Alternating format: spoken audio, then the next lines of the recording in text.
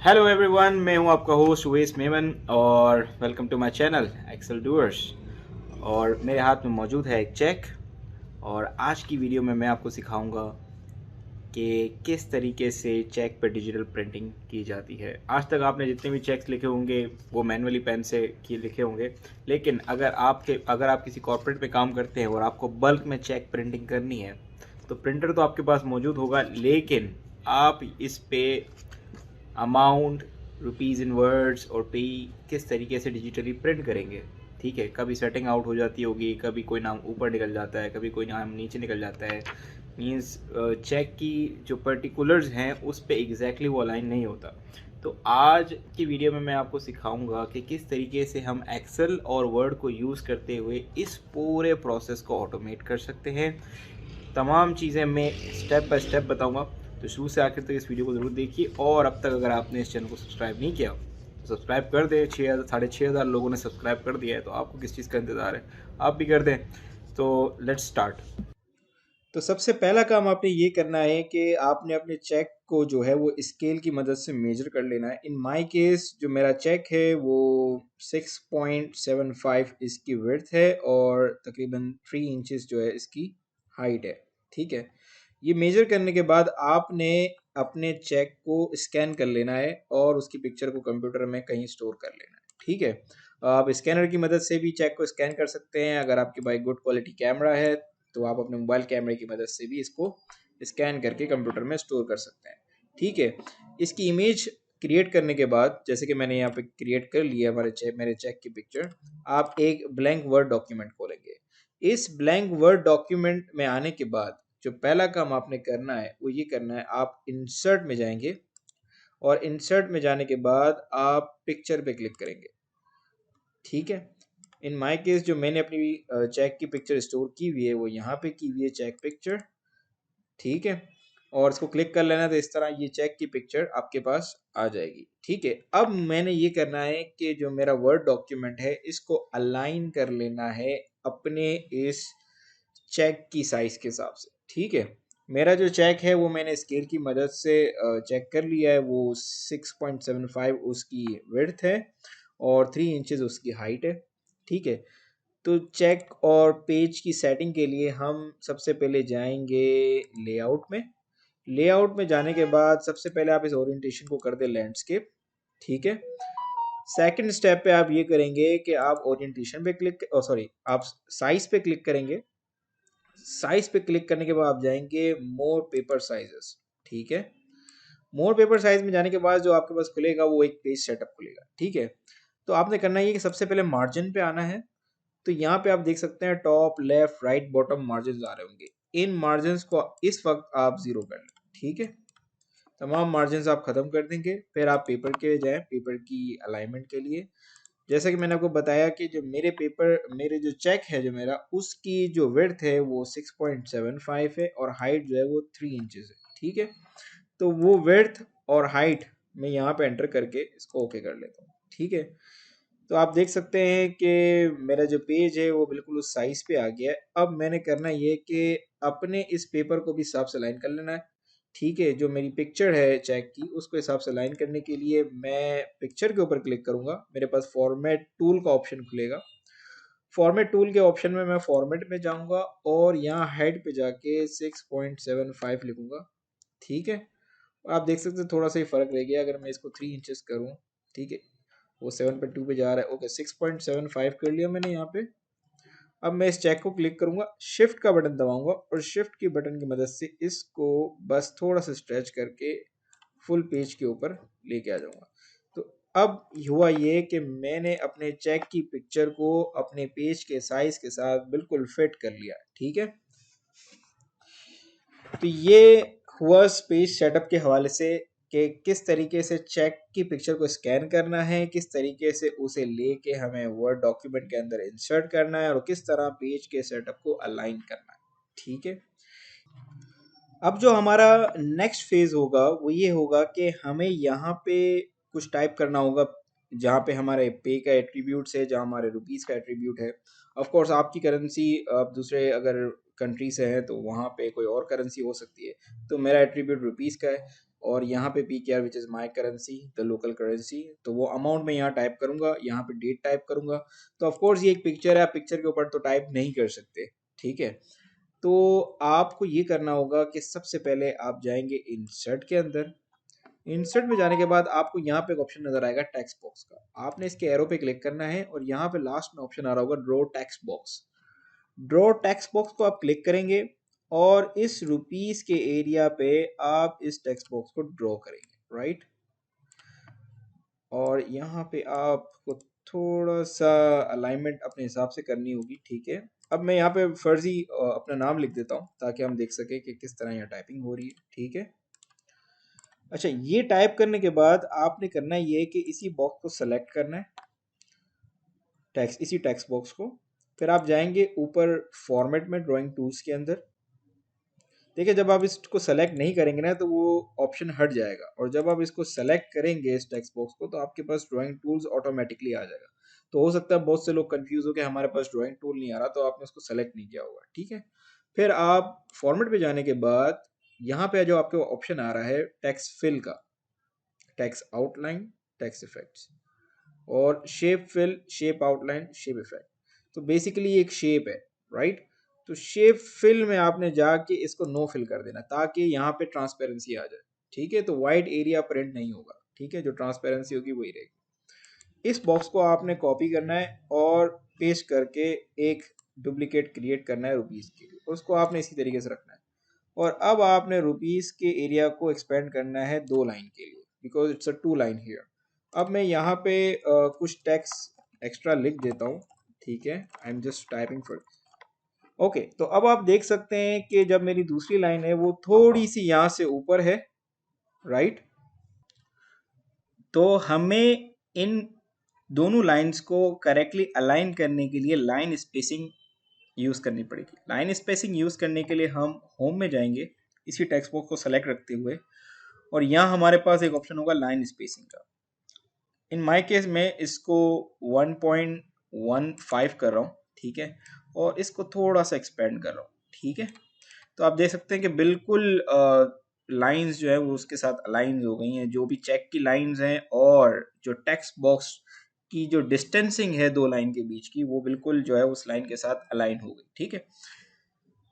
ये करने के बाद अब मैं अपने उसी फर्स्ट जो मैंने टेक्स्ट बॉक्स क्रिएट किया है उसको कॉपी करके दोबारा कंट्रोल वी करके एक और क्लोन बना रहा हूँ, ठीक है। और उसको मैं जाके रख रहा हूँ अपने अमाउंट के पास, ठीक है, पीकेआर के पास। इस टेक्स्ट बॉक्स को थोड़ा छोटा कर लेते हैं, ठीक है जी। ये हमने इसको यहाँ पे अलाइन कर लिया, और यहाँ पे फॉर एग्जांपल मैं एक अमाउंट डाल देता हूँ ताकि हमें पता चले हम यहाँ पे क्या काम कर रहे हैं, ठीक है। यहाँ पे मैं लिख देता हूँ now 525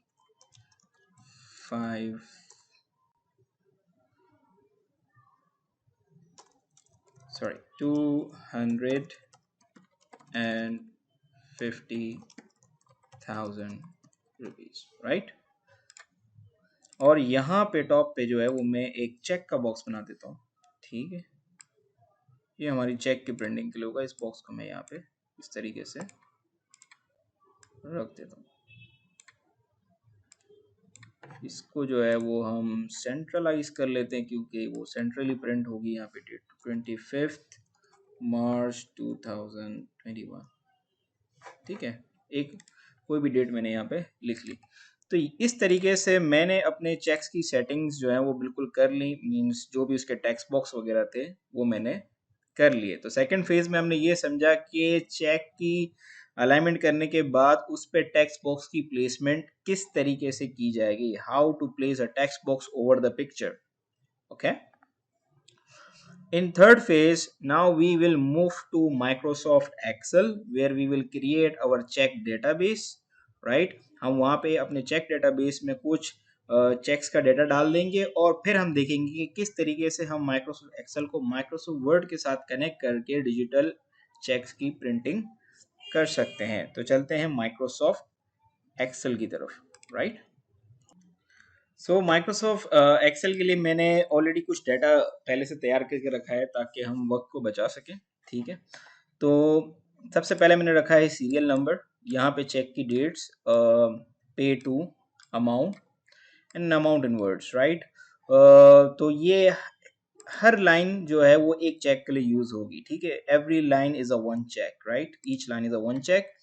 So now I have to end the amount in words, and of course it is not easy that you go and simply start typing the amount in words, because it's there can be a lots of checks and it's really not easy. So in order to automate this process, that how you would input the amount in words, I have come up with a very great solution for you, ठीक है। मैं आप लोगों के लिए एक बड़ा ज़बरदस्त solution लेके आया हूँ जिससे आप amount in words को automate कर सकते हैं, ठीक है। और उसमें अपनी डिज़ायर्ड जो आपकी लोकल करेंसी है, जैसे फॉर एग्जांपल मेरी करेंसी रुपीज़ है तो मैं रुपीज़ में लिख सकता हूँ, और आप लोग डॉलर्स में भी उसको लिख सकते हैं, ठीक है। तो उसके लिए हम मैक्रोस का यूज़ करेंगे, ठीक है। तो ऑलरेडी मैंने एक जो फंक्शन है वो सेटअप करके रखा हुआ है, ठीक है। तो मैं सिंपली इस पूरे मैक्रो को कॉपी कर लेता हूँ, ठीक है। आप मुझसे ईमेल पे रिक्वेस्ट कर सकते हैं, मैं आपको ये प्रोवाइड भी कर सकता हूँ, ठीक है।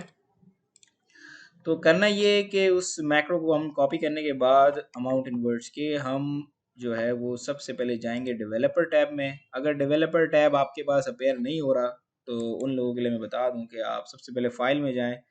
फाइल में जाने के बाद आप ऑप्शंस में जाएंगे, ठीक है। ऑप्शंस में जाने के बाद आप लोग क्लिक करेंगे कस्टमाइज रिबन पे। कस्टमाइज रिबन पे आप लोगों के पास ये यहाँ पे अनचेक होगा एज ए डेवलपर, आपने इसको चेक कर देना है और चेक करने के बाद ओके करना है, तो आपके पास डेवलपर टैब आ जाएगा। डेवलपर टैब आने के बाद आप माइक्रोसॉफ्ट विजुअल बेसिक के ऊपर क्लिक करेंगे। विजुअल बेसिक पे क्लिक करने के बाद, ठीक है, ये वाला प्रोग्राम मेरे पास दो प्रोग्राम खुले हुए हैं तो वो दूसरा प्रोग्राम नीचे आ रहा है, लेट्स क्लोज दिस, ठीक है। आप इस पे राइट क्लिक करेंगे। राइट क्लिक करने के बाद इंसर्ट में जाएंगे। इंसर्ट में जाने के बाद आप मॉड्यूल पे क्लिक करेंगे, right click insert and module, तो आपके पास ये मॉड्यूल आ जाएगा और आपने राइट क्लिक करके उस मैक्रो को यहाँ पे पेस्ट कर देना है, सिंपल एज दैट, ठीक है। और इसको क्लोज कर देना है और इस फाइल को आपने सेव एज करना है, ठीक है, जहाँ भी आप करना चाहें। और जहाँ भी आप इसको सेव करना चाहें वहाँ पे आप simply save as macro enabled workbook करेंगे और इसको सेव कर लेंगे, ठीक है। इसको मैं रिप्लेस कर लेता हूँ, कोई बड़ी बात नहीं, ठीक है। अब आपकी ये जो अमाउंट इन वर्ड्स हैं, आपने इस इक्वल के साइन पे क्लिक करना है, ठीक है। और इक्वल लगाने के बाद आपने लिखना है अमाउंट इन वर्ड्स, राइट। आप देखिए एक फंक्शन आ रहा होगा अमाउंट इन वर्ड्स, और सिंपली इस सेल को सेलेक्ट करके ब्रैकेट क्लोज करना है, तो आपके पास आ गया $150,000, राइट। सो अगर मैं इसको फुल ऑन रिपीट कर दूं सब तमाम मेरे सेल्स के ऊपर, तो ये अमाउंट इन वर्ड्स आ गया। क्योंकि मेरी करेंसी रुपीज़ में डॉलर्स में नहीं है, तो इसका वेरी इजी सोल्यूशन जो मैंने दिया है इस मैक्रो के अंदर, आप विजुअल बेसिक पे दोबारा जाएंगे, आपके पास ये मैक्रो आ गया। इसके बिल्कुल आपने टॉप पे जाना है, किसी चीज़ को छेड़ने की जरूरत नहीं है, टॉप पे जाना है। और यहाँ पे जो डॉलर लिखा है इसको मैं अपनी करेंसी में रुपीज़ पे कर देता हूँ, और जो मेरी जो लेस देन वंस जो मेरे सेंट है वो यहाँ we call it as a पैसा in local currency. So simply I just change into my local currency, and if I go F2 and press enter and it's refresh, okay rupees में already s incorporated है, तो आप जो भी यहाँ लिखेंगे singular लिखेंगे। मैंने यहाँ rupees लिख दिया, I should type as rupee, right? So please type singular rupee, singular dollar, right? सो अगर मैं इसको दोबारा रिफ्रेश कर दूं तो now it's rupees, right, double S नहीं आएगा, ठीक है। सो 150,000 rupees, 30,000 rupees, 48,000 rupees, right. So I just completed these cells and I can simply save it, right. इस चेक के डेटा को प्रिपेयर करने के बाद मैंने इस फाइल को सेव कर देना है और इस फाइल को क्लोज कर देना है और दोबारा अपने वर्ड डॉक्यूमेंट पे आ जाना है, as simple as that, right. मुझे उम्मीद है कि इसमें आपके कोई इतना इंपॉर्टेंट क्वेश्चन नहीं होगा other except amount and word. इसमें क्वेश्चन हो सकते हैं, अगर आपके पास कोई क्वेश्चन है, कोई कन्फ्यूजन है, do type in the comment box and I will try to be as responsive as possible, ठीक है। तो चलते हैं हमारे वर्ड डॉक्यूमेंट की तरफ। तो अब हम हमारे वर्ड डॉक्यूमेंट्स के ऊपर दोबारा आ जाएंगे और वर्ड डॉक्यूमेंट पे दोबारा आने के बाद अब हमने एक्सेल को कनेक्ट करना है वर्ड डॉक्यूमेंट के साथ। तो वर्ड डॉक्यूमेंट को एक्सेल के साथ कनेक्ट करने के लिए हम जो है ऊपर मेन्यू में जाएंगे। सबसे पहले मेलिंग पे क्लिक करने के बाद हमारे पास एक ऑप्शन होता है स्टार्ट मेल मर्ज। आपने इसके ऊपर क्लिक करना है। इसके लास्ट में आ रहा होगा step by step mail merge wizard. आप इसके ऊपर क्लिक करेंगे। क्लिक करने के बाद आपके पास आपके राइट साइड पे एक पॉपअप खुलेगा जिसमें मेल मर्ज की तमाम सेटिंग्स आ रही होंगी। आपने लेटर्स पे ही सिलेक्ट को रखना है और नीचे ऑप्शन होगा नेक्स्ट स्टार्टिंग डॉक्यूमेंट। आप इसके ऊपर क्लिक करेंगे। फिर ऊपर आपने किसी ऑप्शन को चेंज नहीं करना, यूज द करंट डॉक्यूमेंट पे ही इसका चेक रहेगा।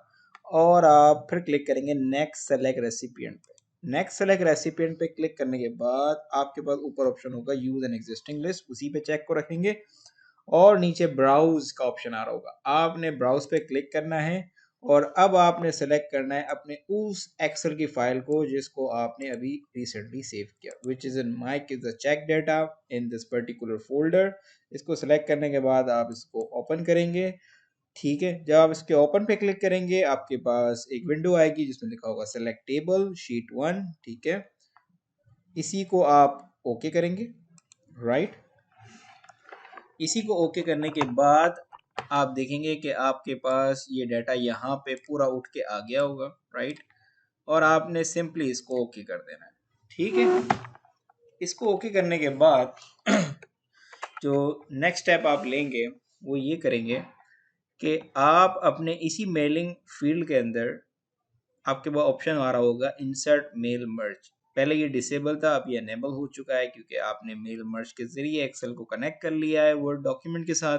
आप जब इस पर क्लिक करेंगे तो अब आप देख सकते हैं आपके पास वो तमाम फील्ड जो आपने एक्सेल में क्रिएट की थी वो यहाँ पे आ रही है।